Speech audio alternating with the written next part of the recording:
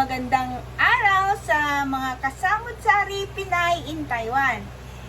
Nagkape na po ba kayo? Ito po, ako po is nagkakape. Actually, pangalawang kape ko na po ito. Day off ko po ngayon, kaya nasa bahay lang po ako. So, nasilip ko po ang actually every time na kumakain tayo, kami sa restaurant, ang usually in-order namin kasama sa mga order is ang kangkong. Ang kangkong ang isang order, alam niyo ba, is nagpagka mahal. Pero simpleng luto lang naman po ang ginagawa nila. So yun po ang pag-aaralan natin ngayon. Yun po ang ituturo ko po sa inyo ngayon. So ito na po, paghandaan po natin. Magpainit po tayo ng mantika.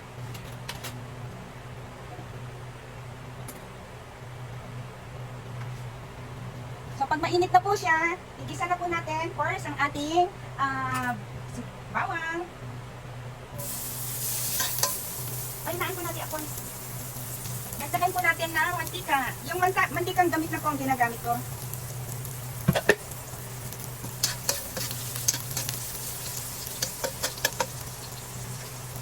Ang isusunod ko po ay ang sibuyas.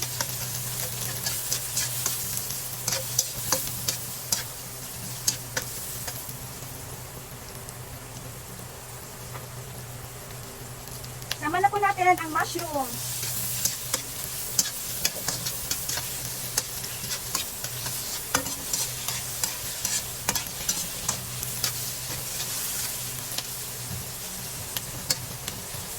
Okay, lutuin lang po natin siya.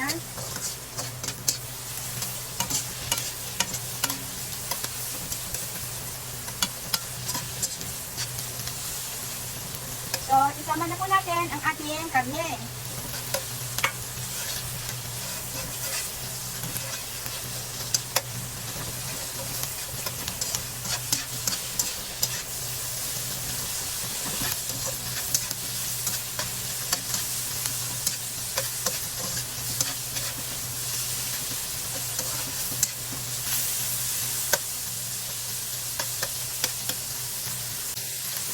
Medyo luto na po yung kanyang karne.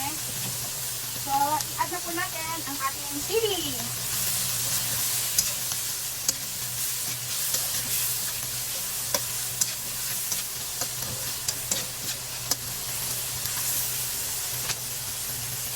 Sama na po natin ang kangkong. Kasi po sa restaurant, may ina-add po silang broth.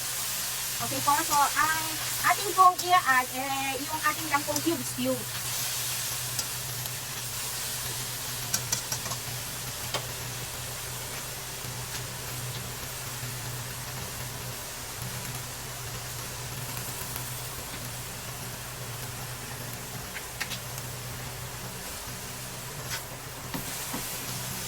Then, mag-add na po tayo ng water.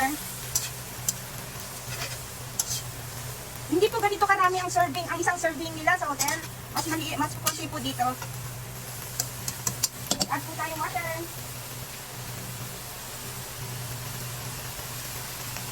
Add po tayo ng water para lumambot po ang ating kangkong. Then, mag-add na po tayo ng salt.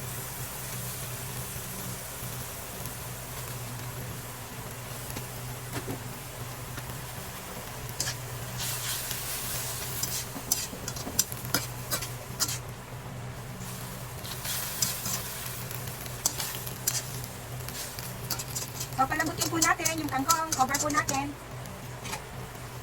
So, i-check na po natin siya. Check na po natin kung ano ang kanyang lasa or kung may alat na po siya. Actually, tama na po yung kanyang alat at yung kanyang anghang. So, ang pinakahuli po natin is mag-add po tayo ng cornstarch. Mag-add po tayo ng cornstarch. Konti lang po.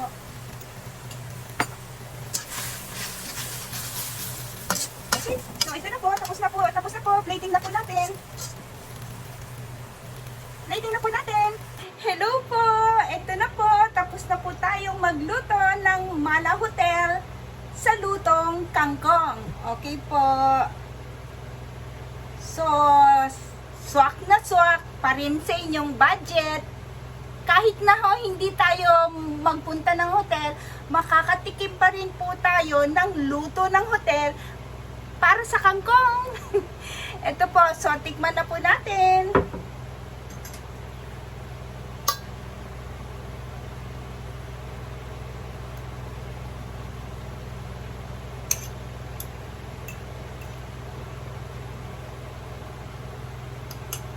Ito na po.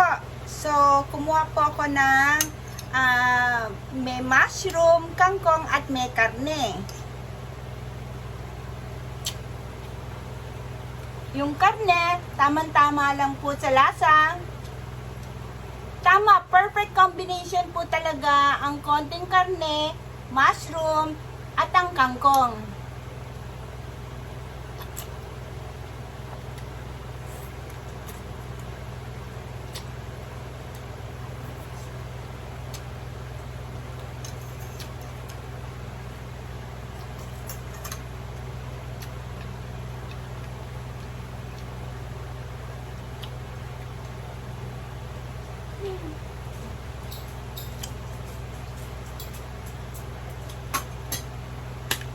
Napakasarap po talaga. So, sa simpleng luto ng kangkong, masasarapan ng ating buong pamilya.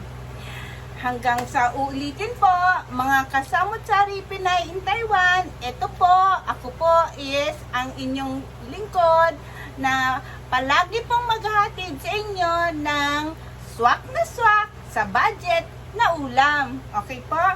Maraming salamat po sa mga nakapag-subscribe na po. Ang mga hindi pa po nag-subscribe, paki-likes po at paki-subscribe na rin po ang aking Samut-Sari Pinay in Taiwan YouTube channel. Maraming salamat po and God bless you all.